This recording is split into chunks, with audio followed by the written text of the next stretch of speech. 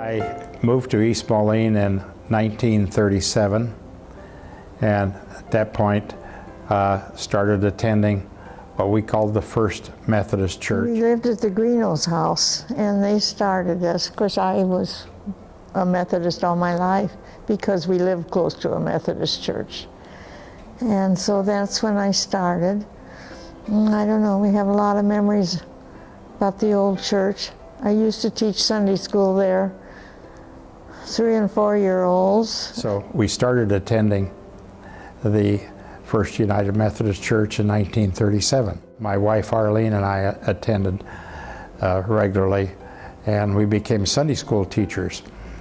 At age 25, I was teaching the 7th and 8th grade class, and lo and behold, many of those members have grown up.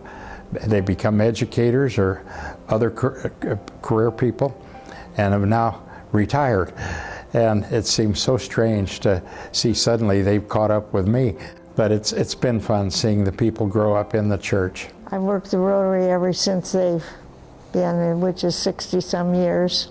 Well, it was our circle, my circle's meeting, and Harold Sorbeck came and asked if we would want to serve the Rotary every month, and we decided to do it. At first, they guaranteed us $25, and we were so pleased if we made $5 worth, $5 of profit that week. And so we've done it ever since. The Methodist Church and the EUB Church in East Moline decided to merge.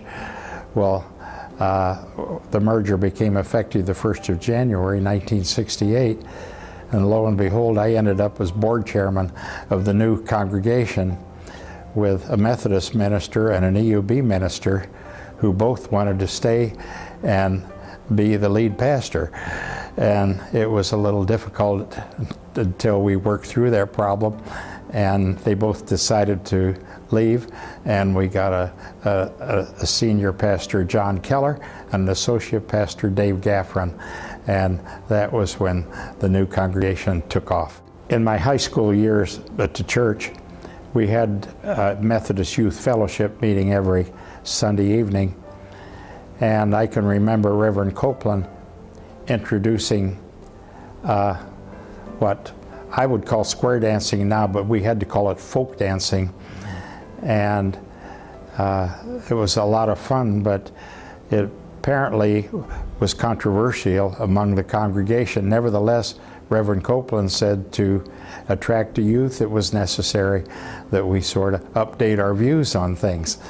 And of course, we're still doing that today as we keep finding new things to attract the youth to our church. And right now, I'm involved with the Good Sheep Sunday School class, and that's my main interest right now. And Juanita says I've been there about 10, 12 years. I didn't think I'd been there that long, but she said so. And they're a great group. I get a hug every Sunday from every one of them, and they're so happy to see you and so loving, and it's just a good group. We have like 15, 16, all handicapped. We call them kids, but they're all grown-ups. And they're just the most loving people that you'd ever know. It's just something our church is doing very good, I think. As I think back of our old church down on 16th Avenue, I remember how frugal we were on spending money. Recently, I ran across a copy of a 1951 budget, and it was in the grand amount of $5,200 for the year, of which we paid $3,600 to our pastor, Reverend Partridge, and that left us $1,600 to pay for utilities and maintenance. And at that point, I don't remember that we even had any conference dues to pay. If we did have, they were nominal. And it's just amazing how things have evolved since those old days.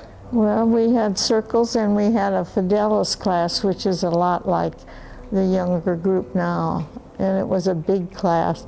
And at that time, we all had little kids. So we'd have a potluck and have maybe 20 people, but there'd be at least 20 kids and more, you know. And we used to have a lot of fun on those things, yeah. Well, we used to have a turkey supper, you know, and we had that for years. We served 600. That's how many tickets we sold. That's one thing we had for years, to make a little money. But it's been so gratifying to see this congregation evolve since its merger back in 1968.